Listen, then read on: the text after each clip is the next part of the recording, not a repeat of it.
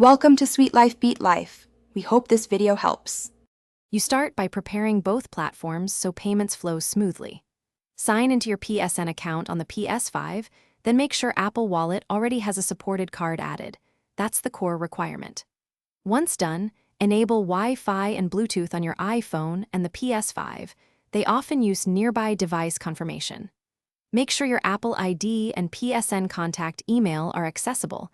This helps with verification. Now you're ready to move into linking and confirming payment at checkout. Once you select something in the PlayStation Store, proceed to checkout and choose Add a Payment Method, then look for Mobile Payment or Use Mobile Payment.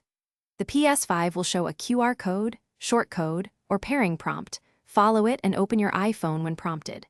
You'll confirm the transaction in Apple Wallet or with Face ID/Touch ID on your device. Make sure to authorize the charge. Otherwise, the Ps5 will fall back to another saved method. If pairing, accept any prompts quickly to avoid timeout. After you authorize on your iPhone or Apple Watch, the Ps5 displays a confirmation and completes the purchase. Check receipts in your transaction history. If it fails, first retry the mobile payment flow and then reboot both devices. This fixes most temporary handshakes. Make sure the card supports online and international charges, and that billing addresses match. If problems persist, contact either PSN support or Apple support. They can check tokenization or merchant flags.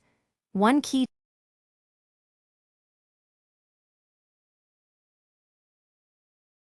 Thanks for watching. Consider subscribing if we helped you.